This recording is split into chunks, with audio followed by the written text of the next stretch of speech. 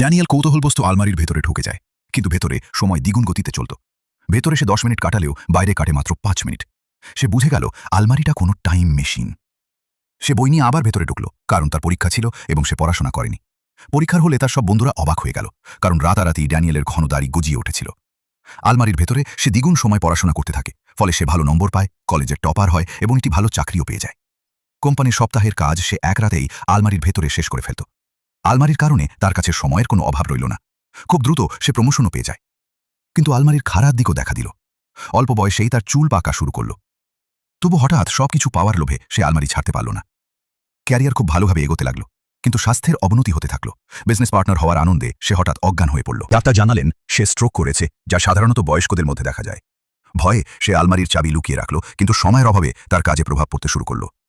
পরবর্তী পদোন্নতি তালিকা তার নাম ছিল না, যে সুযোগ তার হওয়ার কথা ছিল সেটা হাতছাড়া হলো। অনেক দিন সে নিজেকে সামলে রাখল, কিন্তু শেষ পর্যন্ত লোভই জয়ী হল। সে আবার চাবি দিয়ে আলমারি খুলল, ফাইল ভর্তি বাক্স নিয়ে ভেতরে ঢুকল। ভেতরের সময় দ্রুত বয়ে চলল। কাজ শেষ করে বাইরে আসতে গিয়ে চাবি খুঁজল, কিন্তু সেটা বাইরে পড়ে গিয়েছিল, কারণ পকেটটা ছেঁড়া ছিল। এমন সময় তার ছেলে তাকে খুঁজতে গুদামে এলো। বাবা তাকে ডাকলেও সে শুনতে পেল না, আর দুর্বল হয়ে পড়ছিল।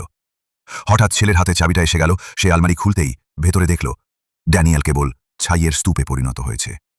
আতঙ্কে ছেলের হাত থেকে চাবি পড়ে গেল, আর বাবা বাবা বলে ডাকতে ডাকতে সেও ভেতরে ঢুকে পড়ল। আলমারির দরজা তখন বন্ধ হয়ে যায়। পরের পর্বের জন্য সাবস্ক্রাইব করুন এবং কমেন্টে জানান আপনি এমন আলমারি পেলে কোন কাজের জন্য ব্যবহার করতেন।